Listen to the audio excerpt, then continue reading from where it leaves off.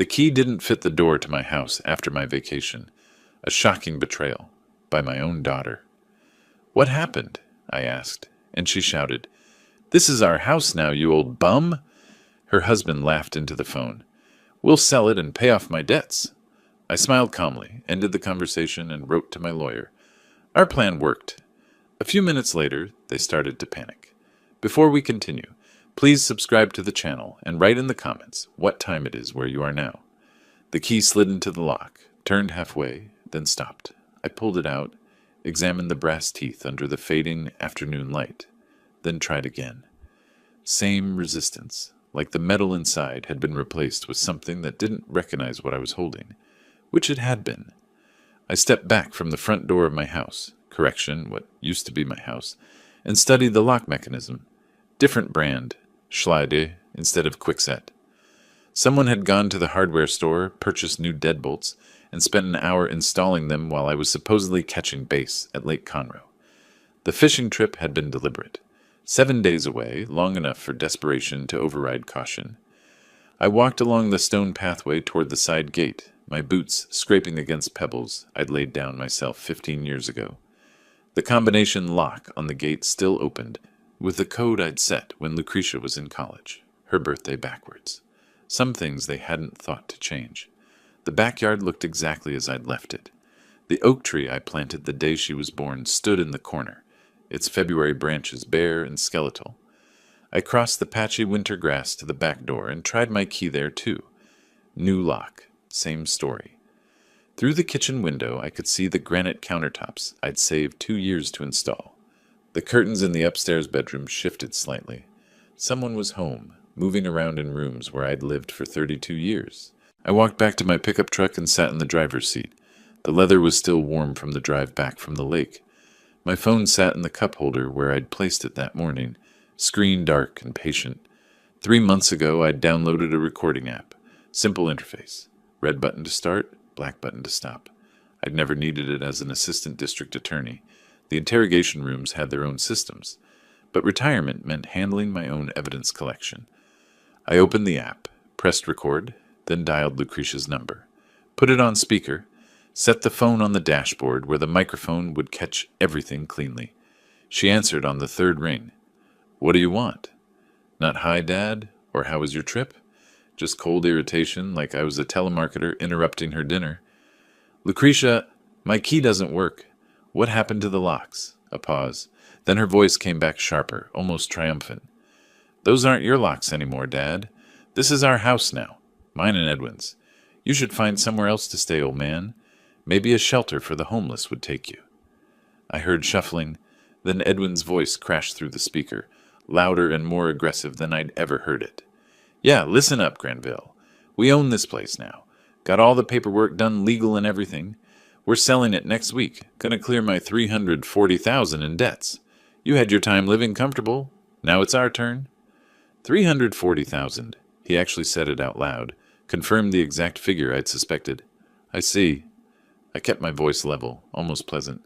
"Well, you two enjoy your evening, then." I ended the call, played back the last 10 seconds. Edwin's voice came through perfectly. The desperation, the specific dollar amount, the admission of ownership claims. Crystal clear. I opened my email, attached the audio file to a message I'd drafted weeks ago, added 3 words.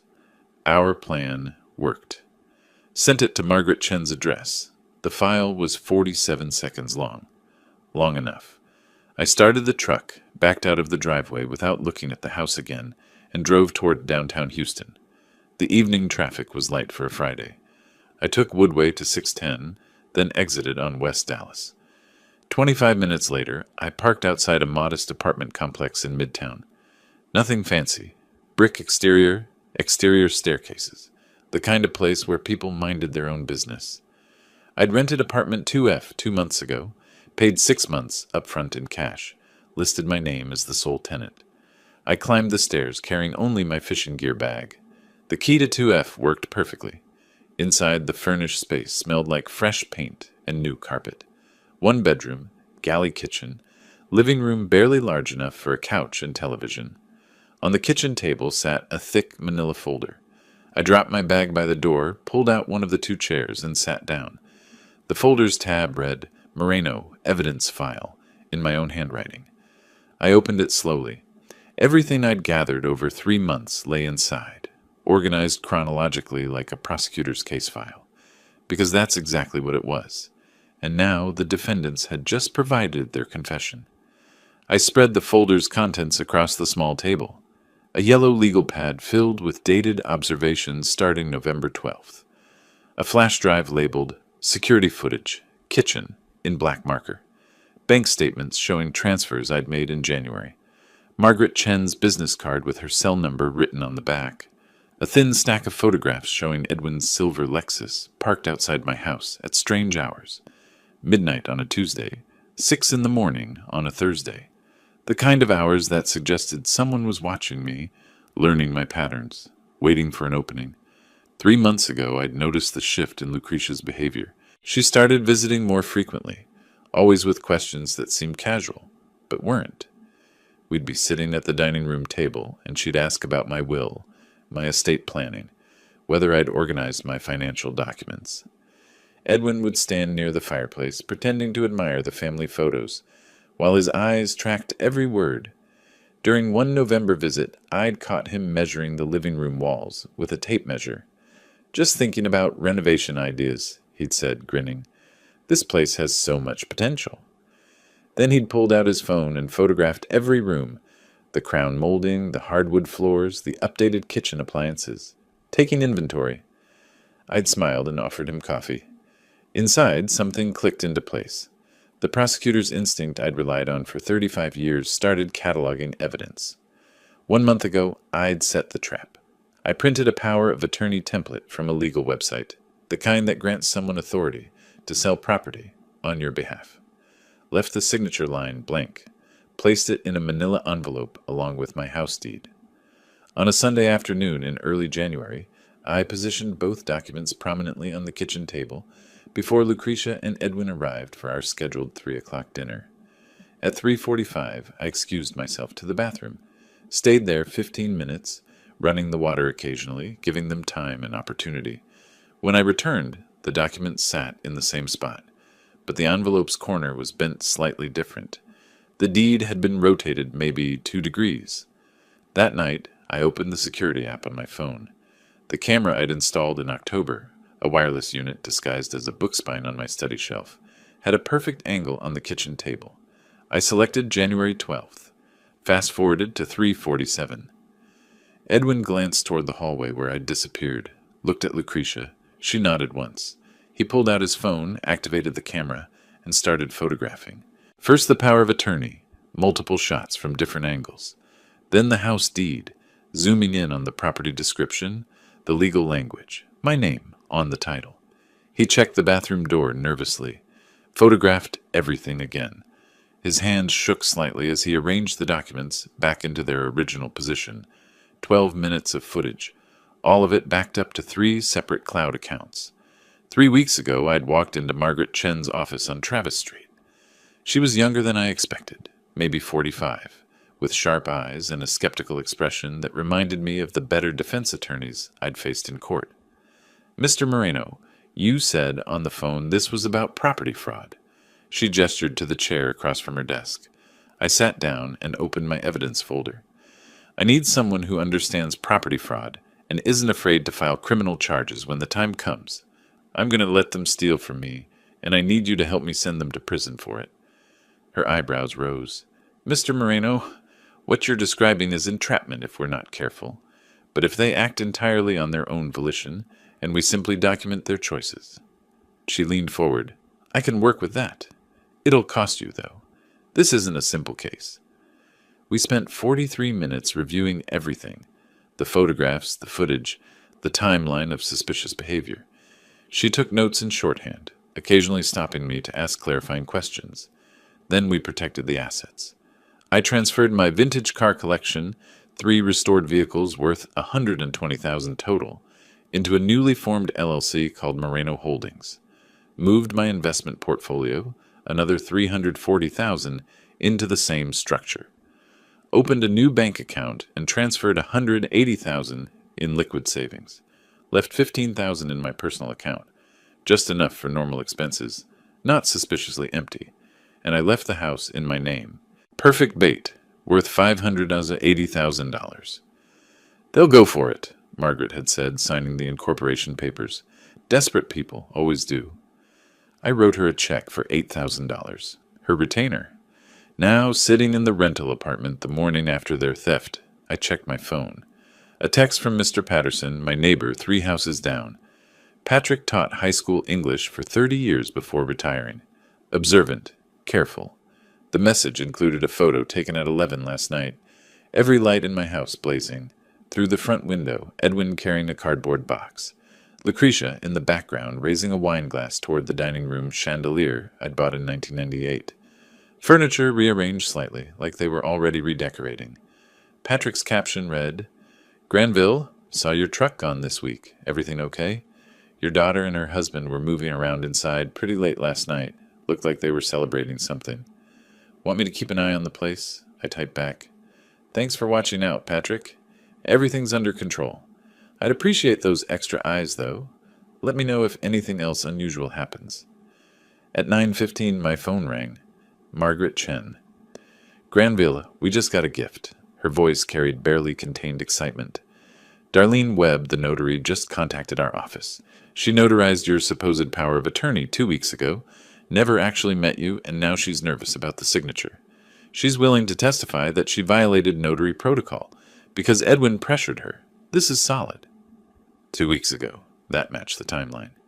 Edwin and Lucretia had photographed the documents in January, forged my signature, and rushed to get it notarized before I returned from any trip. How soon can we file with the police? I asked.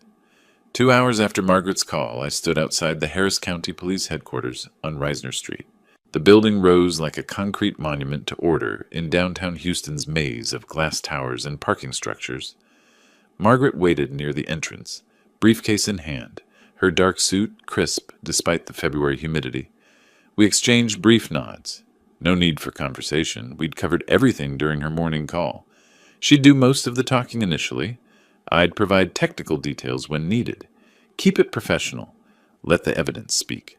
Inside, fluorescent lights buzzed overhead as we passed through metal detectors. A desk sergeant directed us to the 3rd floor, Economic Crimes Division. The elevator smelled like burnt coffee and contained 2 other passengers, a detective scrolling through his phone, a nervous civilian clutching documents. The hallway on 3 had scuffed linoleum and faded motivational posters about integrity. Margaret led us past cubicles where detectives typed reports and spoke quietly into phones. Looking for Detective Silva, she told a uniformed officer. End of the hall, last office on the right. The nameplate read, Date Ramon Silva, Economic Crimes. Margaret knocked twice. Come in. Silva stood when we entered. Mid-40s, fit, with sharp eyes that took in everything before his mouth formed a smile. Those eyes landed on me, and recognition flashed instantly. Granville Moreno, he extended his hand. Hasn't been what, 7 or 8 years? You look good. Retired life treating you well? Though I'm guessing this isn't a social visit. I shook his hand. Firm grip. Professional. Ramon? Wish it were social. I need to file a criminal complaint. Forgery and property fraud. Silva gestured to 2 chairs facing his desk. Have a seat. Margaret settled into her chair and opened her briefcase with practiced efficiency. Detective Silva, my client's daughter and son-in-law, have forged a power of attorney document, fraudulently claimed ownership of his $580,000 home, changed the locks while he was away, and are planning to sell the property illegally. We have documentary evidence, audio recordings, and witness testimony. She began removing documents one by one, arranging them on Silva's desk in organized sequence. First came a timeline chart showing 3 months of suspicious behavior. Then the audio file transcription, 47 seconds of incriminating conversation. Silva leaned forward. This audio recording, was Mr. Moreno in Texas when he recorded it? And did the other parties know they were being recorded? One party consent applies, Margaret confirmed. Texas law. My client was in his vehicle in Harris County when the call occurred. The other parties had no expectation of privacy during a phone conversation where one party chose to document it.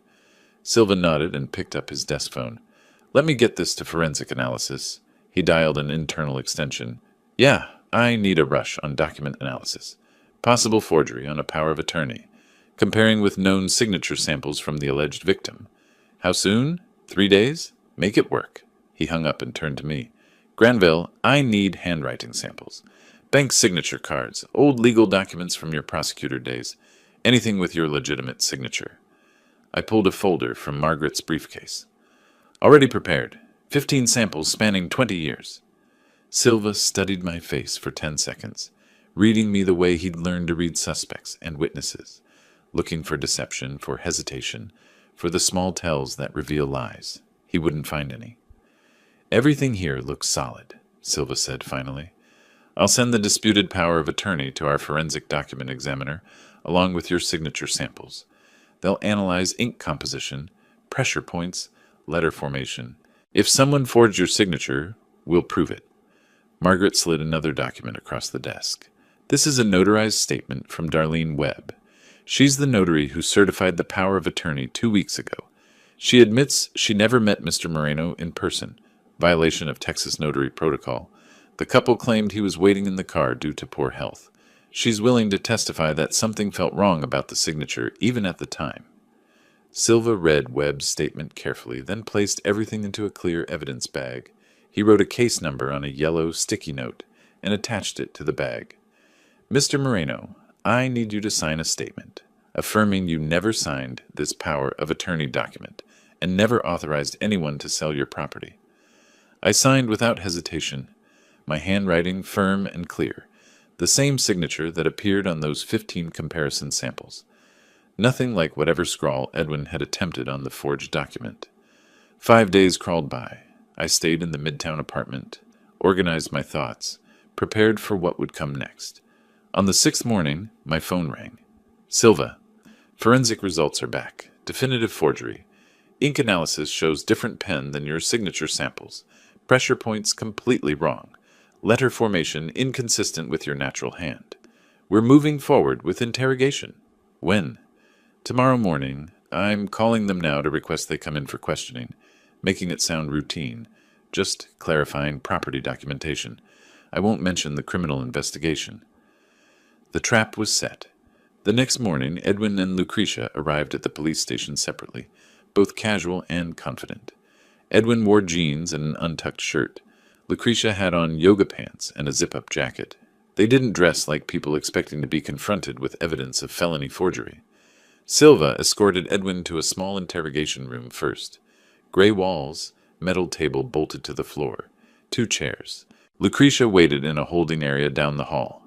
I wasn't there, Silva kept me informed later, but I could picture it perfectly. The small room, the fluorescent lights. Edwin's initial confidence as Silva asked basic questions. So, Mr. Carver, can you walk me through your relationship with Granville Moreno? How long have you known him? Edwin leaned back, arms crossed. About 6 years, since I started dating his daughter. Granville and I never really got along, honestly. He's one of those guys who thinks nobody's good enough for his little girl. And the house? How did you come to take possession of the memorial property? Look, Granville is 63 years old, starting to lose track of things. He told us clear as day that he wanted us to have the house, said it made him feel better knowing Lucretia would be taken care of. We were doing him a favor, really.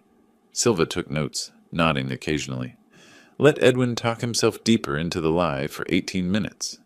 So Mr. Moreno verbally gave you the house? Told you directly that he wanted you to own it? Absolutely. He was having trouble managing it anyway, forgetting to pay bills, leaving the stove on. Lucretia was worried. And you're certain that's what happened? Edwin's confidence peaked. 100%.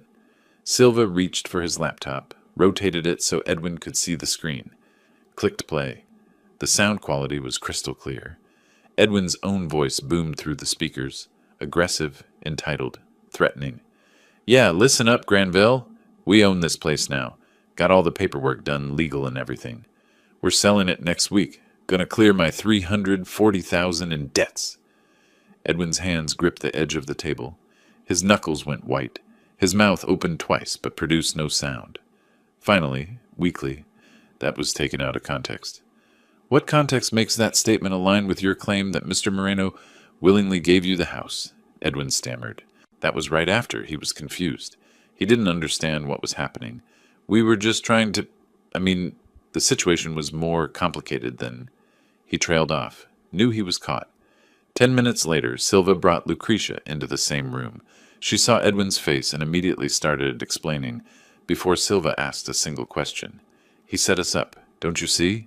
Dad planned this whole thing, leaving those documents out, going on that fishing trip. He wanted us to take the house so he could do exactly this. It's entrapment. Silva's expression remained neutral. Ma'am, entrapment is when law enforcement induces someone to commit a crime they wouldn't otherwise commit. Your father isn't law enforcement. He's a private citizen who left his own documents in his own house. You chose to forge his signature. That's on you. Edwin slammed his palm on the table. Shut up, Lucretia. Just shut up. This was your idea. You wanted that house so bad you couldn't wait for him to actually die. He turned to Silva. We want a lawyer. This interview is over. Silva stood slowly, gathered his papers. You're both persons of interest in an active criminal investigation. Don't leave Harris County. If you're planning to travel, notify this office. He handed each of them a business card. You'll be hearing from the district attorney's office soon. He escorted them out through separate exits. Standard procedure to prevent story coordination. The fracture had begun. 4 days after the interrogation, Edwin sat in a leather chair that probably cost more than most people's monthly rent. Jimmy Kowalski's office on Westheimer Road screamed success. Wall-mounted plaques celebrating trial victories, expensive artwork, a view of the Galleria area's high-rises through floor-to-ceiling windows. Kowalski leaned back behind his desk, multiple gold rings catching the light as he tapped a pen against a yellow legal pad. Mid-40s, perfectly styled hair, suit that cost at least $3,000. The kind of attorney who made a career attacking prosecutors instead of defending facts. Here's what we're going to do, Kowalski said. We don't defend the forgery charges. We attack Granville's credibility and make him the villain. Edwin shifted forward, eager. Perfect, because Granville is exactly that kind of guy. Controlling, always right. Never let me forget he was some hotshot prosecutor. This is going to destroy him. The forgery charge is going to be hard to beat if that signature analysis holds up. Kowalski stood and walked to a whiteboard mounted on his wall, drew 3 columns labeled criminal defense, civil offense, PR campaign. But we can create enough doubt about context, about his mental state, that even if there's a conviction, it's minimal, and civil court has a lower burden of proof. We can win there. Edwin had drained his last available credit card to pay Kowalski's $15,000 retainer. The past 4 days had been frantic research, desperate phone calls, mounting panic. But sitting here now, listening to Kowalski outline the strategy, Edwin felt the first surge of hope since hearing that recording in Silva's interrogation room. We file a civil complaint, Kowalski continued, writing rapidly on the whiteboard. Intentional infliction of emotional distress. Financial elder abuse. Claim he manipulated Lucretia into spending her savings on house repairs he promised to reimburse. Request a restraining order preventing him from harassing his own daughter. Make him look like a bully using legal expertise to persecute family. What about the newspaper? Edwin asked. Kowalski smiled. Already done. 2 days ago, I arranged an interview with the Houston Chronicle. Patricia Vance. She covers local human interest stories. Lucretia gave her the performance of a lifetime. That interview had taken place in Kowalski's smaller conference room. Lucretia sat across from Patricia Vance, a woman in her 30s with kind eyes and a recorder on the table between them. Kowalski stood behind the reporter where Lucretia could see him, subtly nodding or shaking his head as she spoke. When Lucretia started sounding angry, Kowalski touched his temple, their prearranged signal. She immediately switched to tears and vulnerability. My father was always so harsh, so demanding, Lucretia had said, voice breaking perfectly on cue. When he started forgetting things, missing appointments, I tried to help. He asked me to take over the house management because he couldn't handle it anymore. Now he's turned on me, using his prosecutor training to make me look like a criminal. I'm his daughter, and he's trying to put me in prison. Patricia had leaned forward sympathetically. That must be so painful, having your own father accuse you like this. Do you think his age and possible cognitive decline are factors in his behavior? I think he's confused and scared. Maybe he really doesn't remember giving me the house. That terrifies me. That his mind is going and instead of letting me help him, he's lashing out. I just want my dad back. Perfect. Every word carefully scripted to build the dementia defense, while painting Granville as the aggressor. Now, 4 days after the interrogation and 2 days after that interview, I sat in my midtown rental apartment reading the Houston Chronicle over morning coffee. Page B4, local section. Headline: Daughter claims elderly father's prosecution is elder abuse gone wrong. The photo showed Lucretia looking distraught, tissue in hand, eyes red. I read the article twice. The first time my jaw tightened as I absorbed each accusation. Memory problems. Begged her to handle affairs. Doesn't remember. The second time, I methodically underlined specific phrases, recognizing Kowalski's manipulative hand behind every carefully crafted sentence. Memory problems. Begged her to handle affairs. Doesn't remember. I set down my pen and took a sip of coffee. Every single phrase is designed to build the dementia defense. Clever, not clever enough. Over the next 3 days, I experienced small social punishments that accumulated like paper cuts. Mr. Patterson, my neighbor 3 houses down from the memorial property, stopped waving when I drove past his new location near my rental route. He'd clearly read the article, hurried inside like I carried something contagious. At the grocery store on Richmond Avenue, the young cashier who normally chatted about weather scanned my items in silence, glanced at me with an uncertain expression, wondering if the nice older gentleman who bought the same brand of coffee every week was actually a cruel prosecutor persecuting his confused daughter. My phone pinged. Text from Jerry Thornton, former colleague from the DA's office. Hey man, saw the article about you and your daughter. Hope you're doing okay. That situation sounds rough. Call if you need anything. I typed back, Thanks, Jerry. It's complicated. I'm fine. Justice takes time. That afternoon, a knock at my apartment door. Process server, middle-aged woman with a clipboard.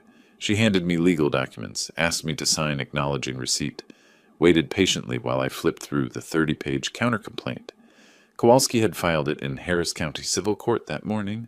Intentional infliction of emotional distress, financial elder abuse, request for a restraining order, claims that Lucretia had spent $30,000 on house improvements I'd promised to reimburse. Fabricated. All of it. I closed the door, sat heavily on the couch, and called Margaret. I just got served, I said when she answered. Me too. I'm reading it now. I heard papers rustling, small, frustrated sounds as she scrolled through the PDF version emailed to her office. Kowalski's good at this. Really good. He's already poisoned the well with that newspaper article. I've had 3 people call me today asking if you really have dementia. The preliminary hearing isn't until April. 6 weeks of this narrative spreading. Are you sure you're prepared for how dirty this could get? Margaret, I spent 20 years as a prosecutor. I know how defense attorneys operate. They attack credibility because they can't attack facts. Let Kowalski write his fiction. The forensic evidence doesn't care about newspaper articles. Evidence matters, yes, but public perception matters too. If this goes to trial, we need sympathetic jurors. Right now, you're reading as the villain. Powerful ex-prosecutor bullying his confused daughter. That's a problem. I walked to the kitchen counter where my evidence folder sat, opened it, removed a document labeled Phase 2 Financial Records that Margaret hadn't seen yet. I have more evidence than what we've shown Silva, I said. I've been documenting Edwin's financial situation, his debts, his desperation. When the time is right, we'll show exactly why they targeted my house. Kowalski doesn't know everything. Neither do you, yet. Silence on the other end. Then, what do you mean, neither do I yet? Granville, what aren't you telling me? I photographed the first page of the Phase 2 folder with my phone. Sent it to her. Let's just say I have insurance policies. Plural. You'll see them when we need them. For now, let Edwin and Kowalski think they're winning. 20 minutes after I sent that cryptic text, Margaret's car pulled up outside my apartment building. I watched from my window as she climbed the stairs 2 at a time. Unusual urgency for an attorney who prided herself on composed professionalism. She knocked once, entered without waiting for invitation. Show me. She dropped her briefcase on the couch, pointed at the folder on my kitchen table. And it better be good, Granville, because I don't appreciate surprises from my own clients. I wasn't hiding it. I was waiting for the right time. I pulled out a chair for her. Kowalski's counterattack was the right time. Sit down. I spread the documents across the table in chronological order. August 2024 on the left, January 2025 on the right. Bank statements for the joint account Lucretia shared with Edwin. Every suspicious transaction highlighted in yellow. Margaret leaned over, reading glasses sliding down her nose. Her finger traced the withdrawal patterns. Joint account with Lucretia. You're listed as emergency contact. She looked up. These withdrawals. Edwin's bleeding her dry. 89,000 in 6 months. A pause. You watched him do this? I gave Lucretia that money to help with her salon business. Edwin gambled it away. I tapped the transaction descriptions. I needed to document the pattern. Show this wasn't about family sentiment. It was about his addiction and desperation. Motive, Margaret. Clear, provable motive. She flipped through the statements. Crypto exchanges, online poker sites, cash advances at interest rates that should be illegal. Crypto exchanges, online poker sites, cash advances at ridiculous interest rates. She sat back. This man is drowning, and when drowning people see a lifeboat... She tapped my house deed documents. They don't ask permission to climb aboard. Margaret pulled out her phone and systematically photographed every page, created an album, uploaded everything to her firm's secure cloud storage. Silva needs to see this today, I said. The preliminary hearing is 5 weeks away. If we introduce financial motive now, it gives the DA time to incorporate it into the criminal charges. Agreed. But when we present this to Silva, let me do the talking about how you obtained these records. The legality is solid, but we need to frame it correctly. 20 minutes later, we were in her silver Lexus heading downtown. Margaret drove while I reviewed the documents one more time, making sure I could explain every transaction. Silva stood when we entered his office. Same professional handshake. Same sharp eyes taking in the thick folder I carried. Got something new? He asked. Margaret arranged the financial documents on his desk while I remained mostly silent. Let her provide the legal context. Emergency contact status. Duplicate statements. All perfectly legal. Silva put on his reading glasses and picked up the first bank statement. Studied it for a long moment. You're telling me Edwin burned through $89,000 in 6 months? On crypto and gambling? Every transaction documented, I said, and the pattern explains his desperation. Silva flipped through the pages. You documented every transaction. He looked up. You weren't just gathering evidence for forgery. You were building a conspiracy case. Not RICO, I said, but conspiracy to commit fraud, yes. He didn't forge my signature impulsively. He planned it. The financial desperation proves premeditation. Silva leaned back in his chair. I'll contact these creditors. If Pinnacle Capital or any of these other lenders can confirm Edwin specifically mentioned your house as future collateral, that strengthens intent. Give me 3 days. 3 days became a masterclass in investigative patience. Silva called creditors, pulled bank records, followed the money trail Edwin thought he'd hidden. The phone rang on the third afternoon. Silva's name on the screen. Granville, your son-in-law is in deeper than we thought. Total debts closer to $470,000. And here's the kicker. He tried to mortgage your house 5 weeks before you left for Lake Conroe. Bank rejected him for signature fraud. I stood from my chair, walked to the window. He tried to mortgage it first. When that didn't work, he just took it. Based on the creditor timeline, at least 3 months planning, probably longer. The forgery wasn't desperation. It was a calculated scheme. When the subtle approach failed, he went nuclear. Can you prove he knew the signature was forged when he submitted that loan application? Working on it. If we can show he intercepted the bank's verification attempts, the letter, the voicemails. That's obstruction and additional fraud. I'm pulling phone records now. After the call ended, I opened my laptop, created a new document. Timeline update. Loan application fraud. Typed everything Silva had told me. Dates, amounts, specific details. Saved it. Emailed a copy to Margaret. Subject line, the noose tightens. 5 weeks passed like water through cupped hands. February became March, became April. The preliminary hearing finally arrived. I stood before the bathroom mirror in my rental apartment, adjusting my tie. Navy blue with subtle pattern, the same tie I'd worn for closing arguments as a prosecutor. The fabric felt familiar between my fingers, muscle memory from a life that seemed both recent and distant. Margaret and I met outside the Harris County Criminal Courthouse on Franklin Street at 9:30. The building rose like a monument to order, all glass and concrete and the weight of consequences. We passed through security, metal detectors, empty pockets, remove belt, the familiar ritual. Courtroom 3C occupied the third floor. Marble floors, wooden benches in the hallway, the smell of old paper and newer anxiety. Jimmy Kowalski already sat at the defense table when we entered, Edwin beside him in an ill-fitting suit that hung loose on his shoulders. Lucretia in a conservative dress, hands folded in her lap, eyes fixed on the floor. They didn't look at me. Judge Catherine Morrison presided, a stern woman with silver hair pulled into a tight bun. She listened to Kowalski's opening arguments with the patient expression of someone who'd heard every defense attorney trick in the book. Your Honor, Kowalski stood, tablet in hand. This audio recording was made using a smartphone app in 2025. Voice cloning technology is readily available to anyone with basic technical skills. We request independent voice analysis to verify this recording wasn't manipulated or outright fabricated. He slid a printed article across to the judge's bench, something about AI and deepfakes. Furthermore, the signature analysis was performed by a laboratory that regularly contracts with the Harris County DA's office. We question their objectivity. We request a neutral expert. Then came the dementia argument. Affidavits from neighbors who'd supposedly observed concerning behavior. Requests for psychiatric evaluation. Judge Morrison made notes on her legal pad. Let Kowalski speak for 15 minutes. Then she looked up. Mr. Kowalski, I've read your motions. I'm ordering independent verification precisely because you've raised these questions. Dr. Patricia Sanders will evaluate Mr. Moreno's mental state. Dr. Robert Huang from Texas Forensic Institute will re-examine the signature. You'll have your neutral experts.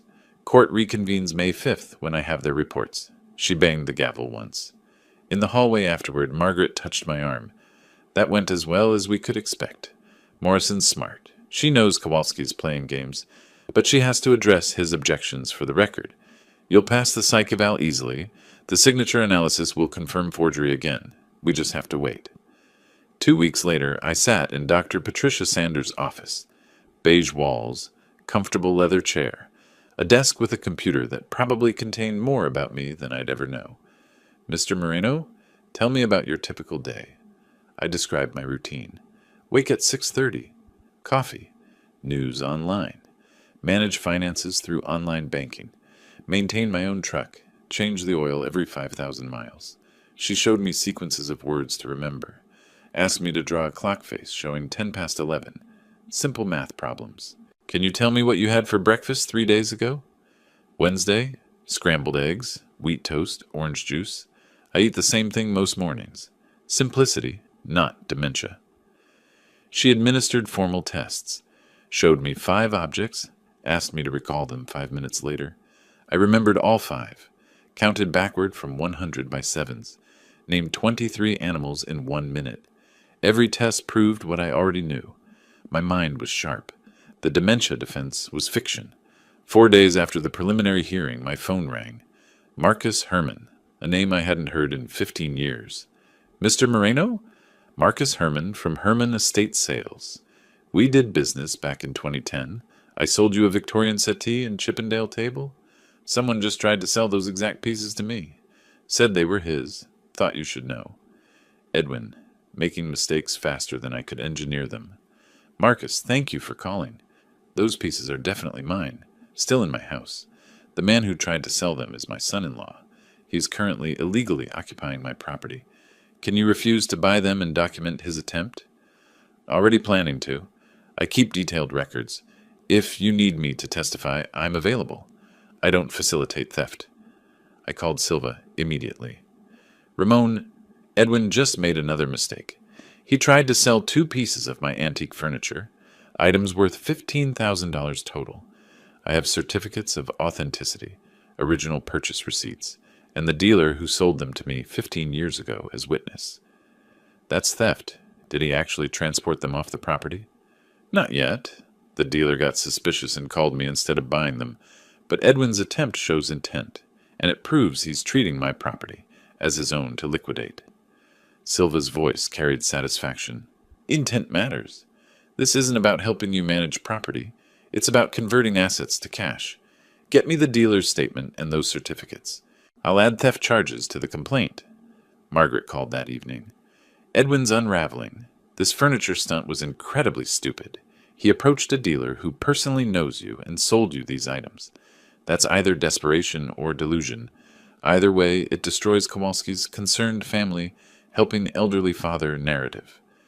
He's making mistakes faster than I anticipated. The loan application, now this. Pressure creates cracks. True, but desperate people are also dangerous people. Don't let your guard down. Edwin's got nothing to lose now. That night, according to what Silva told me later, Lucretia tried reasoning with Edwin. Found him drinking in the dim living room of my house. Their prison, really? Though they didn't see it that way yet. Edwin, maybe we should just give the house back. Tell my father we're sorry, that we made a mistake, before this gets worse. Edwin slammed his glass on the coffee table, jumped to his feet. Give it back? Are you out of your mind? We forged documents. We changed the locks. We're already facing felony charges. Backing out now doesn't make that go away. It just means we get nothing except prison time. But the furniture, Edwin. Why would you try to sell his furniture? Now there's another charge. Because we need money. Kowalski wants another $10,000 for the trial. The creditors are threatening to sue. I needed $15,000, and those stupid antiques were just sitting there. He punched the wall. Your father set this up. He planted that furniture guy. I know he did. My father didn't plant anyone. You're paranoid. You're drinking too much. And you're dragging me down with you. Then leave. Walk away. But remember, you're on those documents too. Your signature's next to mine on the notary forms. You're just as guilty as I am. We sink or swim together. 4 days after the preliminary hearing, I sat at my kitchen table with the certificate of authenticity for the Victorian settee spread before me. Marcus Herman's signature at the bottom. July 2010. Purchase price $8,500. I photographed it, texted a copy to Margaret. Another piece of evidence. How many mistakes will he make? 1 week after Edwin's furniture disaster, Detective Silva sat across from Darlene Webb in a small conference room at police headquarters. She'd driven here voluntarily, but her hands wouldn't stop fidgeting with her purse strap. Ms. Webb, I appreciate you coming in voluntarily. I need you to walk me through exactly what happened the day you notarized that power of attorney. Don't leave anything out, even details that seem minor. Darlene took a breath. It was late January, around 2:30 in the afternoon. A man and woman came into my office. The man, Edwin, seemed very nervous, kept checking his watch, pacing. The woman did most of the talking. What did she say? Said her father needed to sign over a power of attorney, but he was too ill to come inside. Darlene's voice cracked slightly. She was so convincing about his health problems. Silva leaned forward. Did you see Granville Moreno in person at any point? Did he present identification? Did you watch him sign the document? No. The word came out small. The woman showed me a photo on her phone of an elderly man sitting in a car in the parking lot. She kept saying, he's so frail now, and I just want to help him. She called him Daddy. I notarized the signature that was already on the page. I know I shouldn't have. I know it was wrong. Silva made notes. Later that day, he pulled phone records. Found Lucretia's internet search history from 2 days before the notarization. Elderly man in car stock photo. Found the exact image saved in her browser cache. Ms. Webb, what you did violates Texas notary law. But you came forward. You're cooperating. If you testify truthfully in court and provide a sworn affidavit, the DA will recommend suspension of your notary commission rather than criminal charges. Do we have an agreement? Yes, absolutely. I'll testify. I made a terrible mistake, and I want to make it right. That same week, the independent expert reports arrived at Judge Morrison's chambers. Dr. Sanders' psychiatric evaluation. No evidence of cognitive impairment, dementia, or diminished capacity. Subject demonstrates normal memory function, sound judgment, and complete mental competency. Dr. Huang's forensic analysis. With 98% certainty, the signature on the disputed power of attorney was not executed by Granville Moreno. Judge Morrison issued her order the next morning. Edwin Carver and Lucretia Moreno must vacate the memorial property within 48 hours. Margaret delivered the news to me in person. We sat at my rental apartment kitchen table, the eviction order between us. 48 hours, I said. They'll have to move quickly. They might damage the property on their way out. Margaret's tone was matter of fact. Document everything when you go back in. Photos, video, written inventory. We'll add property damage to the civil suit. Jimmy Kowalski called Edwin that afternoon. I heard about it later through Silva's sources. Kowalski's voice flat, professional, but resigned. Edwin, the court issued an eviction order. You have 48 hours to vacate. The independent experts confirmed the forgery and cleared Granville of any mental impairment. What about the appeal? Edwin's voice rising. You said we could appeal. You said, we'll file the appeal because I'm ethically obligated to. But I'm telling you straight, it won't be granted. The evidence is overwhelming. You need to start thinking about plea deals and minimizing prison time, not about winning. They filed the appeal anyway, went through the motions at the courthouse, signatures on paperwork that everyone knew was futile. 2 evenings later, Lucretia sat on the bathroom floor of my memorial house. Edwin passed out drunk in the living room. She stared at her phone for 10 minutes before pressing the call button. My phone rang at 9:47 p.m. Lucretia Mobile on the screen. I picked up. Said nothing. Just waited. Daddy, please! Her voice broke on the words. Please just listen. It was Edwin's idea, all of it. He manipulated me. I was scared of him. I can testify against him. I can help you. Just please don't let them send me to prison. I'm your daughter. Please. I let her finish. Every desperate word. Every stammered excuse. When she finally ran out of breath, I counted to 5. Lucretia, you called me old homeless man. You stood by while Edwin threatened to sell my house for his gambling debts. You forged my signature. You changed my locks. You chose this path. I know I did. But I was wrong. I'm sorry. Can't we just... You're 36 years old. You made your choices. I made mine. You'll have your day in court. That's all I have to say. I ended the call, set the phone down, walked to the kitchen sink and poured myself water, stood at the window looking at Houston's night sky. One moment of sadness, not regret, just acknowledgement that my daughter was truly lost. Then I returned to the table and texted Margaret. Lucretia just called begging for forgiveness. I declined. She'll probably try to negotiate a deal now. Be prepared. My phone buzzed at 10:17 a.m. on eviction day. Margaret's text. Sheriff confirmed Edwin and Lucretia are loading final items into rental truck. They'll be out within 2 hours. Meet me at the house at 2 p.m. Bring your phone fully charged. Document everything. I changed into work clothes. Jeans, practical shirt, boots. Prepared myself for what I'd find. They vacated at 11:45 a.m., 15 minutes before the deadline.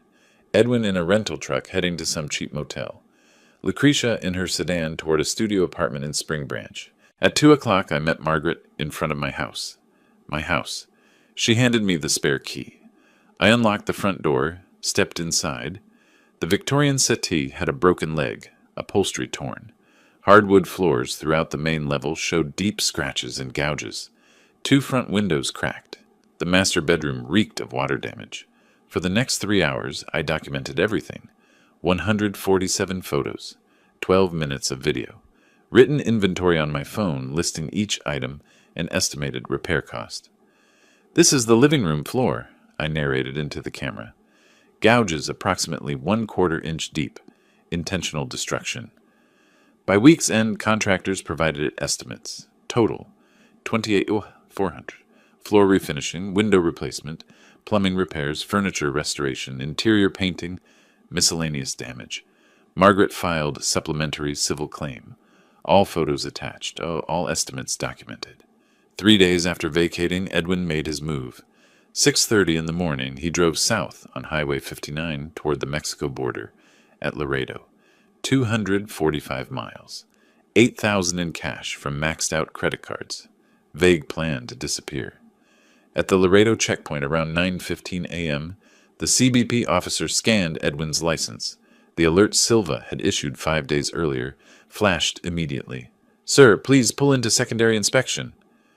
3 Border Patrol agents approached, asked questions, made a phone call.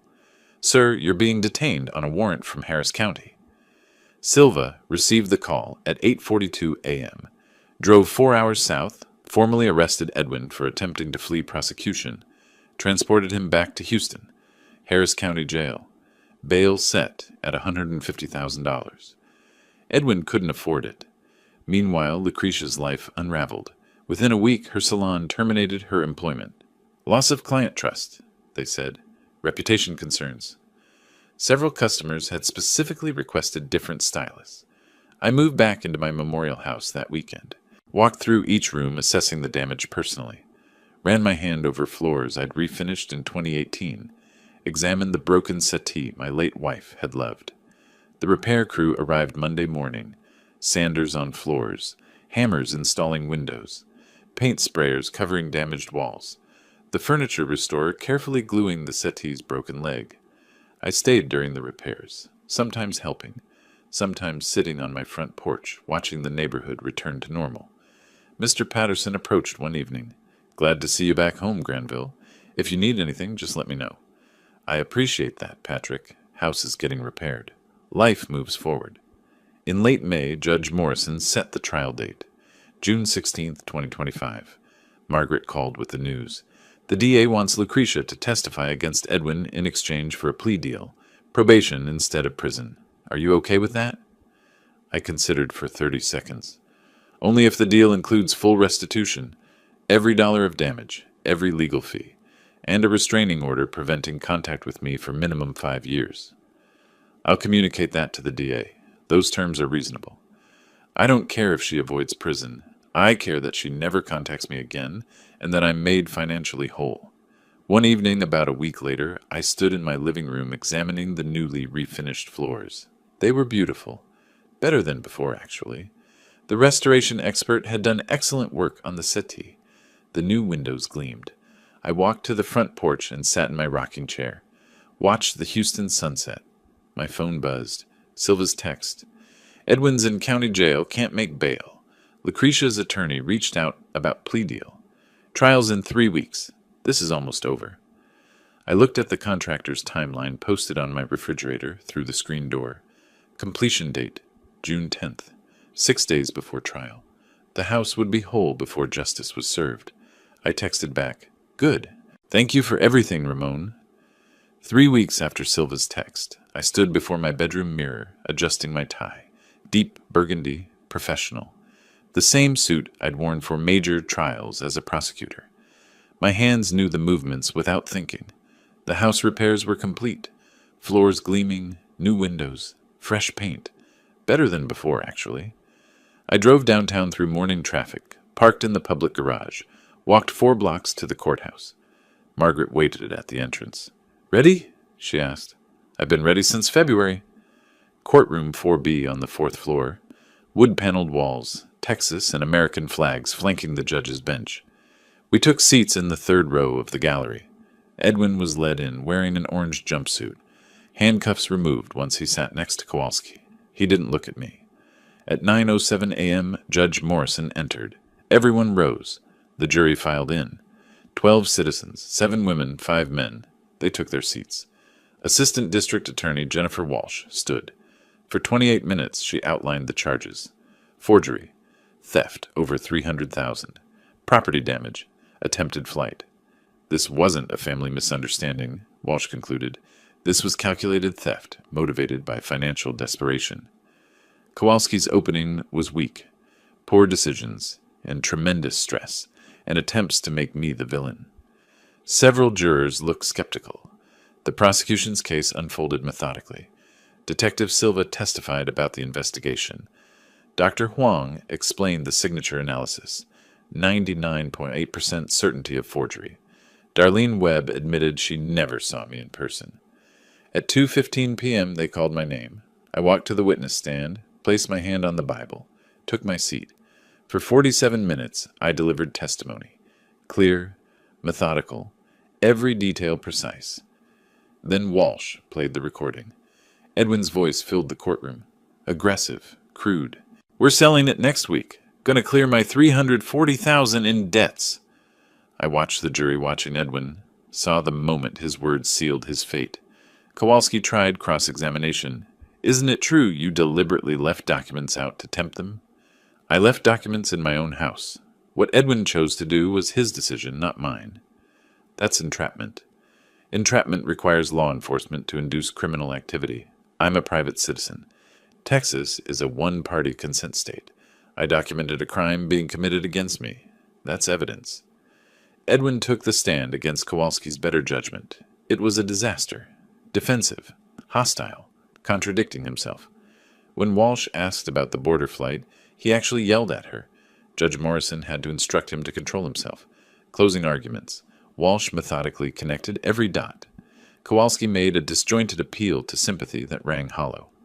At 4:42 p.m., the jury retired to deliberate. Margaret Silva and I waited in the hallway, drinking courthouse coffee, not talking much.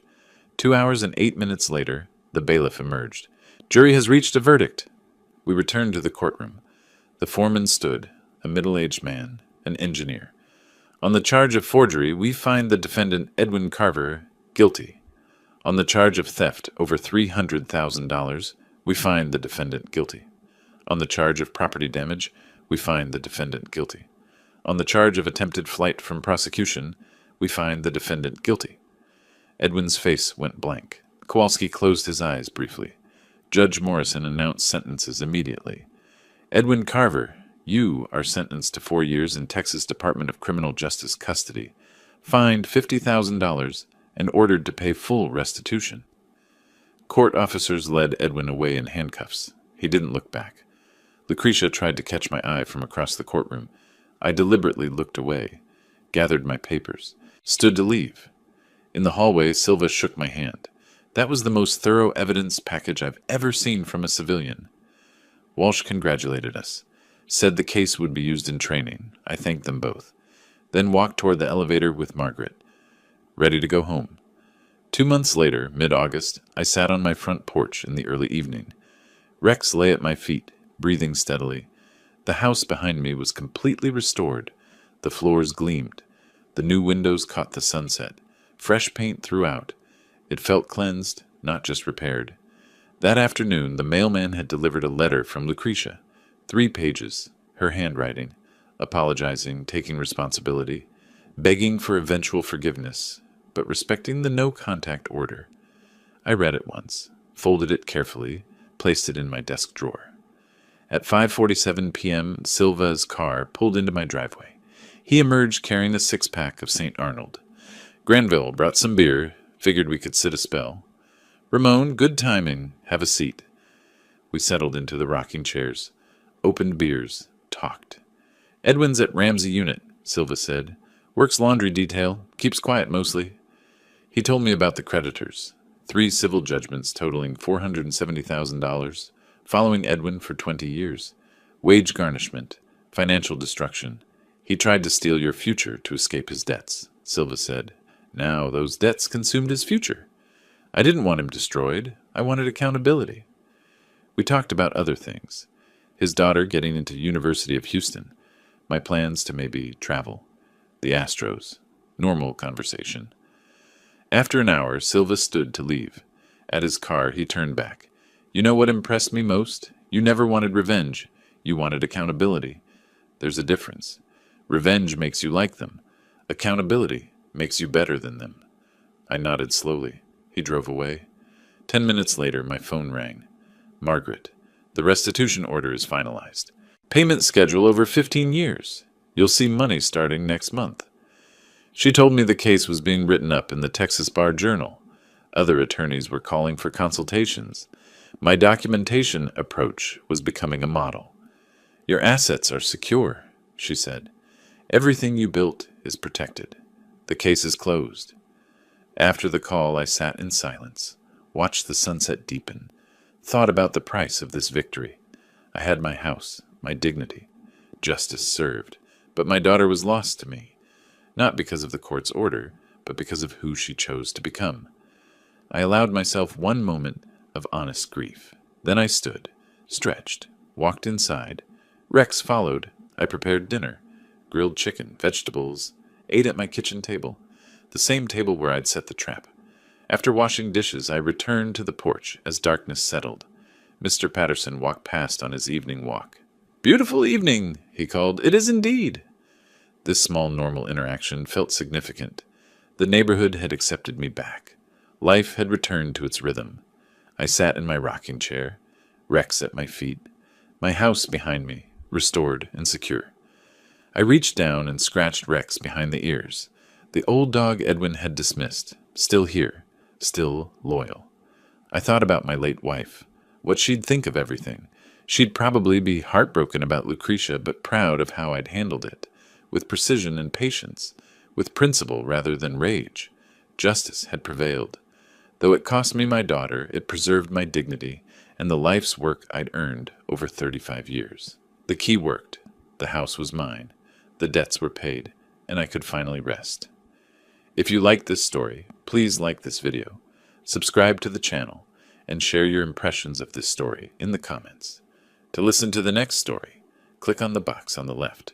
Thank you for watching.